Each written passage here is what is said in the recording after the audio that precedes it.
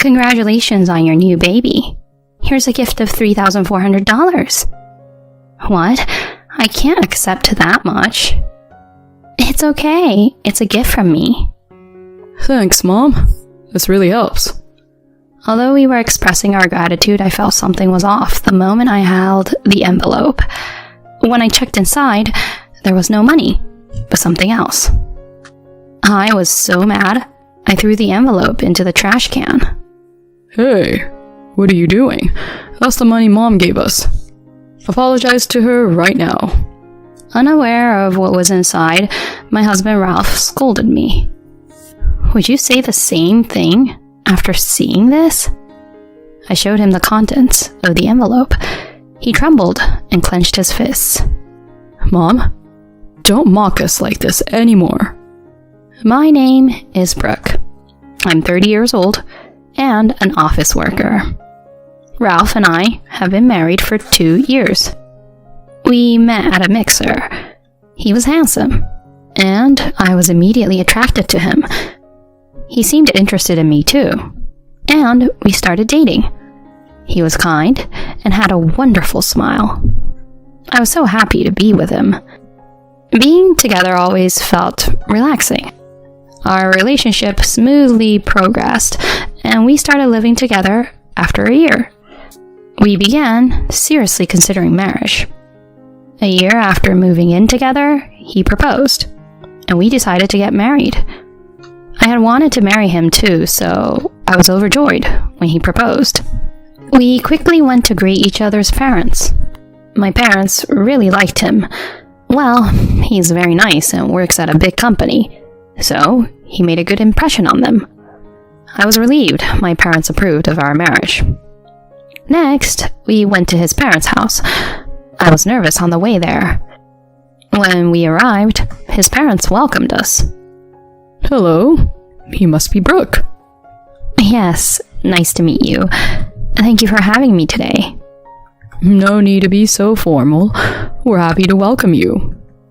My father-in-law, Mark, said this with a kind smile. He's just like Ralph, I thought. Ralph's kindness probably comes from him. Meanwhile, my mother-in-law, Paulina, stood straight, watching me intently. I felt intimidated by her presence. It's typical for mothers-in-law to be strict, I guess.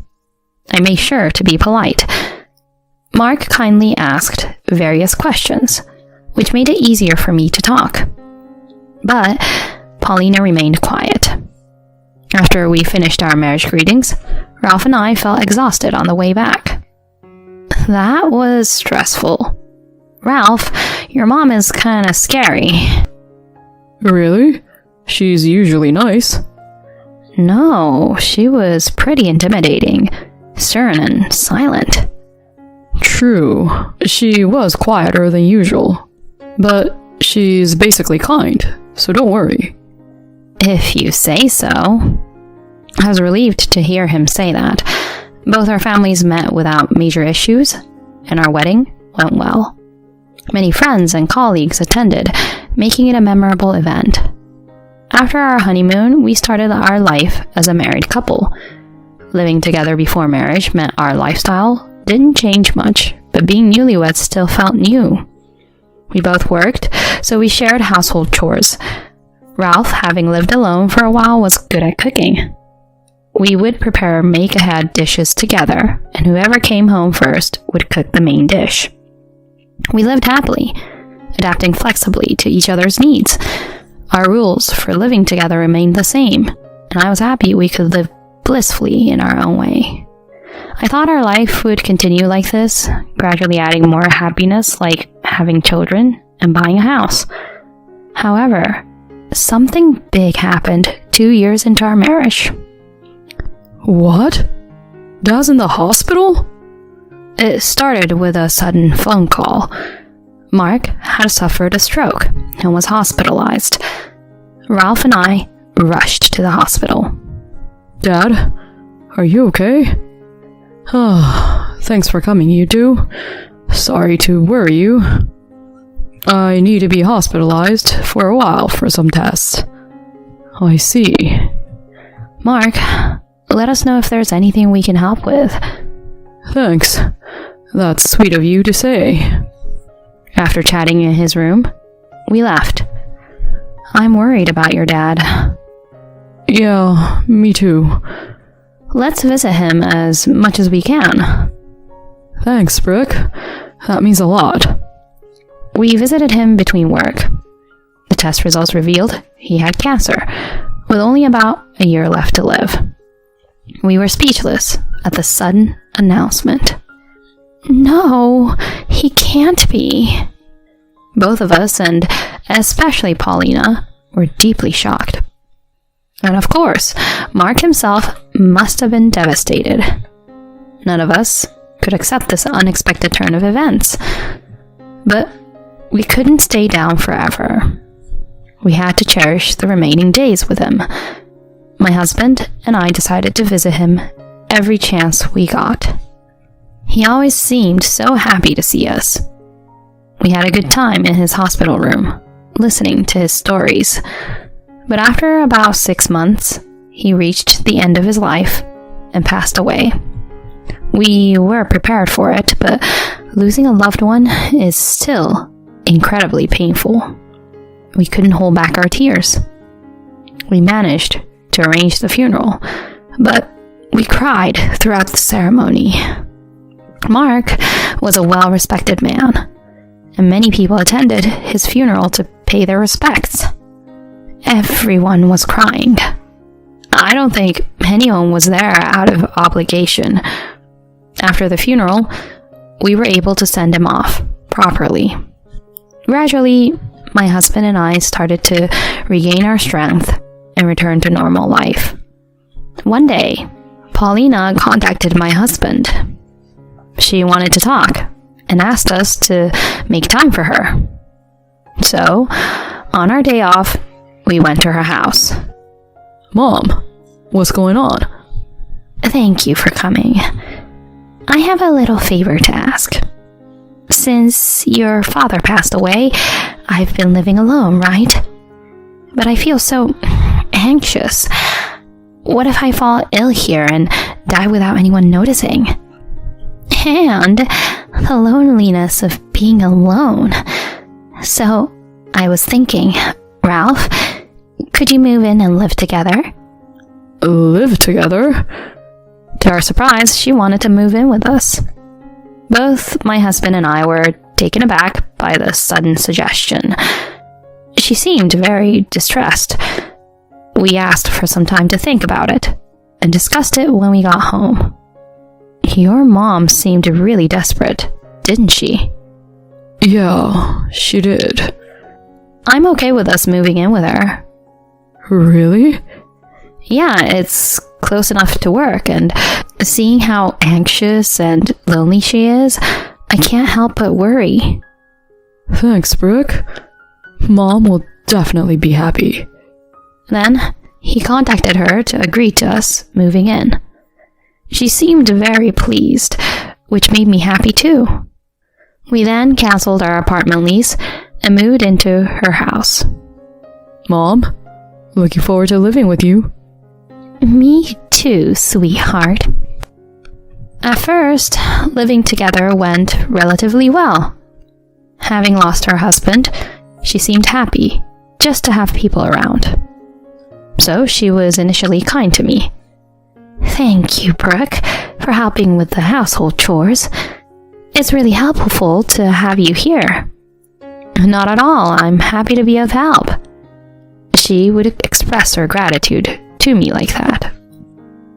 But about 3 months after we started living together, her attitude began to change. Hey, Brooke, when are you going to quit your job? What? I don't plan to quit my job. What? A wife should be at home supporting her husband. It's ridiculous for you to keep working. Have some shame. But I was shaken by this sudden change in her behavior. As she regained her strength, she started treating me terribly. A woman obsessed with her job. Not sure about that. Don't you realize that by not being a housewife, You're increasing my burden? I'm sorry. I appreciate that you take the initiative with the household chores. All I could do was apologize, but her harsh treatment continued. When will I see my grandchild? Are you not having kids because you're working? That's something my husband and I are discussing. She was right. We've been saying we want to focus on our careers for now. See, it's people like you who contribute to the declining birth rate. You should be pumping out babies left and right. Why does she have to say it like that? It seemed like she just wanted to blame me, and nothing I said mattered. She always picked times when my husband wasn't around to harass me. She was really mean, and I started to despise her. My husband was increasingly busy with work trips and overtime, so we rarely had time to talk. My mother-in-law took advantage of this and spread rumors about me to the relatives, who believed her since they had known her longer. The relatives sided with her, and they would say things like, "You shouldn't give your mother-in-law such a hard time. Is it that young people today are so self-centered?" Paulina appeared delighted to have everyone on her side. I'm so glad you all support me. I just wish she'd realize her duties as a wife. I found these gatherings unbearable. Another source of distress was my sister-in-law, Maribel. She lived alone and worked as a freelancer, only showing up at family gatherings. She avoided coming home when Ralph was around, as they weren't close. She joined her mother in bullying me. She's so delusional, still not quitting her job even though Mom told her to. She's the worst. How selfish can she be? I thought it was odd that Maribel at 28 was still freelancing and not settling down, but I had no allies here. All I could do was endure it. During this time, I suddenly fell ill and went to the hospital. I found out I was pregnant. We're pregnant? That's awesome. Ralph was thrilled to hear the news. I'll work even harder. Let's build a happy family. Yes, let's do that. Even though living with my mother-in-law might be challenging, she seemed happy about my pregnancy. It's about time. But good job. Thank you. I thought maybe she'd be kinder to me now. But I was naive to think that. Hey, Brooke. Why are you just lounging around when you're not working? I'm sorry. I've been feeling really sick with morning sickness. Not my problem. Just do the housework. Laundry, cleaning, and make lunch too. She was harsh, not caring about my condition. But I had to protect my baby and myself, so I didn't do the housework as she demanded, though I did what I could within my limits. She was furious with my attitude and kept berating me. I decided to talk to my husband about going back to my parents' house for the birth. He respected my decision, saying it was best if I thought so. Paulina opposed, but I insisted and went back to my parents' house for the birth. Life there was truly comfortable, and I realized how much stress I had been under from my mother-in-law. Months passed, and I gave birth to a healthy baby girl. Ralph was so moved, he cried with joy. Holding my daughter, I felt emotional and excited about our future life together. However, I felt uneasy when I heard Paulina muttering, "A girl, huh?" After a few days in the hospital, I returned to Paulina's house. My husband took a day off to pick me up. When we arrived, my smiling mother-in-law approached me and said, "Congratulations on your new baby." "Thank you. Here's a gift of $3,400. She handed me an envelope. "What? I can't accept that much." We were shocked. Even if it was a gift, we couldn't accept that much. Ralph also declined, but she insisted. "It's okay. It's a gift from me." I felt compelled to accept. Thanks, Mom. This really helps. Thank you so much, Paulina. As we were expressing our gratitude, I felt something was off with the envelope when I held it in my hand. It felt too light. She was busy playing with our daughter. I felt something was off and took the chance to open the envelope. Inside, instead of money, there were other things. I was so angry that I threw the envelope into the trash can. Hey, what are you doing? That was the money Mom gave us. He was shocked and looked at me, scolding me. Apologize to her right now. He was angry, not knowing what was inside. Would you say the same thing after seeing this? I showed him what was inside the envelope. It was a bundle of receipts from a recent trip she took with my sister-in-law. They bought various things like souvenirs and brand items. The envelope also included hotel bills. It seemed like she was asking us to reimburse her for these expenses. Oopsie! It seems I made a mistake. I meant to give you a birth gift, but I handed you the travel receipts instead. But you know, I had a lot of extra work while you were away for your birth, so I'd like you to cover these. She said this and laughed. I was just amazed at how hopeless she was. Ralph, trembling with anger and clenching his fists, said, Mom, don't mock us like this anymore. What do you mean, anymore? I know you've been bullying Brooke. What are you talking about? Me bullying Brooke? There's no proof of that.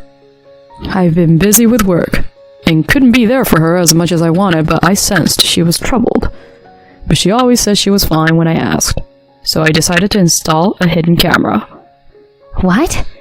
The footage showed you bullying her several times. I collected it as evidence and agreed to let Brooke go back to her parents to prevent further harm. When she returned, I planned to leave the house with her and our daughter. What? You're kidding, right? No, I'm not. Brooke is more important to me than you. Now that we have a daughter, I can't take care of you anymore. Maribel is there, so I'm sure you'll be fine without me. Don't say that. I apologize for being harsh to Brooke. She was panicking. Please, forgive me, Brooke. I'm really sorry. She apologized to me, but I couldn't forgive her anymore. I can't trust you anymore, so you don't need to apologize. I'll use the evidence your son collected to sue you for the emotional distress you've caused. What? Please, tell me you're joking. No, I'm serious. You pushed me to my limit. She slumped into defeat. My husband and I packed our belongings, left the house with our daughter, and put our stuff temporarily at my parents' house. We then rented a new place and moved in, cutting off all contact with my mother-in-law and making sure she didn't know where we were. We sent a formal notice and sued her for damages. When Maribel called my husband, furious, he told her she would also be sued, and she went silent. We stopped attending family gatherings. However, a kind relative who had always been nice to me secretly contacted me and told me that my mother-in-law and sister-in-law, faced with the lawsuit, were now asking relatives for money. The relatives quickly distanced themselves from them. The two, known for their wasteful habits, had quickly squandered my father-in-law's inheritance and were now trapped in a cycle of debt and overspending. They were desperately working part-time jobs to repay their debts, but their spending habits only increased their debts. Serves them right. In contrast, my husband and I were happily living together, watching our daughter grow. From now on, I'm going to talk to my husband immediately if something comes up and make sure we face problems together as a couple.